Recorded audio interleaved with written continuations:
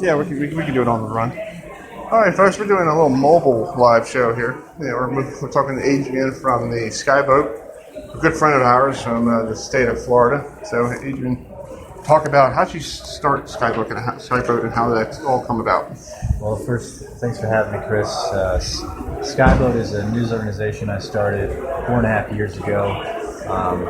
Our objective is to help college students and military veterans get into the sports and media industry. A lot of our success has been based on building relationships within the industry. We currently work with 24 universities across the country. We've got 100 members in 15 states.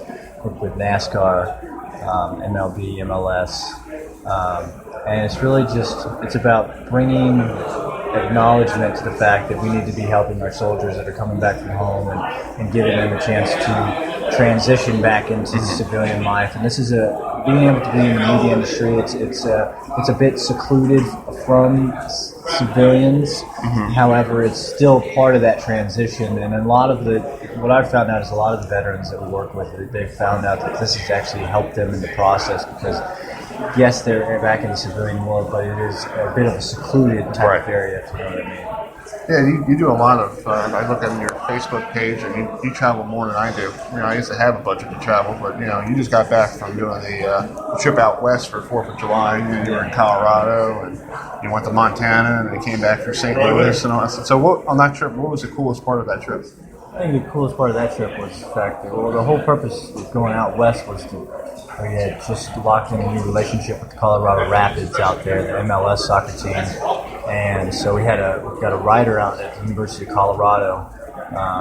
And so what we were doing was just going out there and training him. And it's the 4th of July game. So the coolest part of that was just seeing the atmosphere at Dick's Sporting Goods Park out in Denver. And I would definitely advise if anybody gets a chance to go out and see that game, especially on 4th of July, because they have the game, and then right after the game, they bring all the fans onto the field and they put on a fireworks show that's synced up to music. And I think that just signifies the coming together and what July 4th is all about our independence and celebrating. And I think that was definitely the best part of that trip.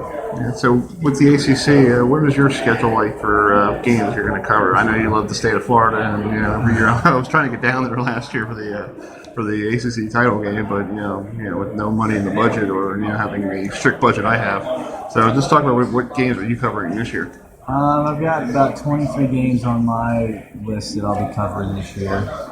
My staff overall will be covering probably between 150 and 200 games overall this season. And then I think the game I'm looking forward to most, everybody's looking forward to Alabama, Florida State. Who we can, right?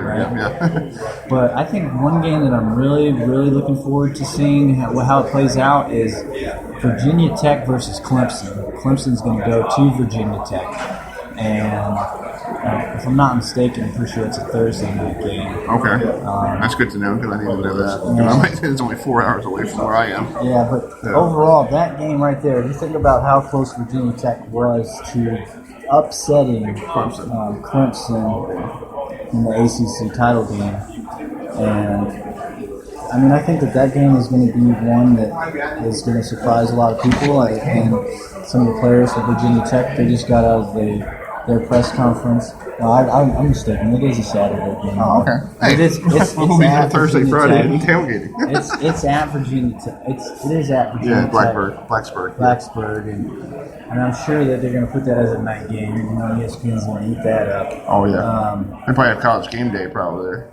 Maybe. I haven't checked the schedule to see they should be. Everybody else is going to do that. A little Lee Corso action. Yeah, I think it would be nice to see how they. Yeah, some of the guys from Virginia Tech were already talking about they want revenge. They want vengeance from that loss. They want to prove how far they've grown from last season to this year. And I think that's going to be the problem with Clemson this season. Yeah, who's going to take over the quarterback? That's the issue because Watson was Sean Watson was great. Now he's playing with the Texans now. It's not only that; it's the fact that for Clemson, they are the defending national champions. And they got a bullseye on the back. Exactly, and that's going to be the thing. I mean, they have a Just ask very Florida State. tough Ask schedule. Florida State in 2014 or 15 when they were defending champs. Every game was so close because everybody had them on the ropes.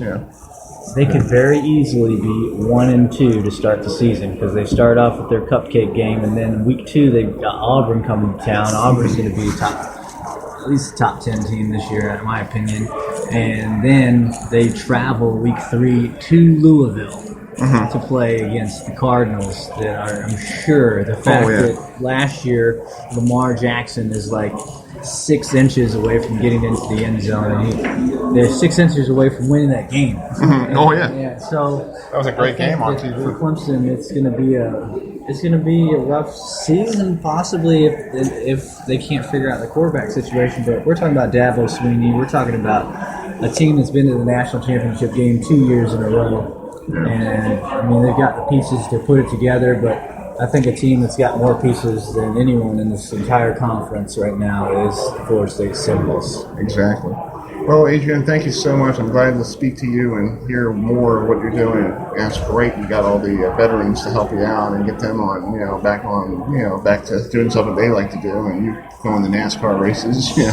So you heading up to Richmond anytime soon? That's closer to where I am, 3 hours away. Richmond, I don't Or know. Dover. I know Richmond, they just announced that they're going to be redoing a lot of their facilities out there. But today I'm actually glad we caught up because in about 5 minutes I'm about to head in the car and head up to Loudon, New Hampshire for the Oh, my God. the cup races on the Xfinity Series races on Saturday, and then the cup races on Friday. We've already got staff up there working on covering practice and qualifying today, and then headed down to Rhode Island for the old clam bake at the AAC. It used to be the Big East, but now the AAC, American Athletic Conference Media Days. So got a lot of stuff in store. Also heading out to the Brickyard and Big Ten the Big Ten Media Days. Nice. So, and then obviously once August rolls around, we'll be hitting up all the universities, going to all their media days and all that stuff. So Awesome. I appreciate you having me No here. problem, Chris. Oh, just call me Herb. It's all right. Looking forward to it. And if you ever need anything, just let me know. I will. All right, we'll be right back here in the ACC kickoff here in Charlotte, North Carolina.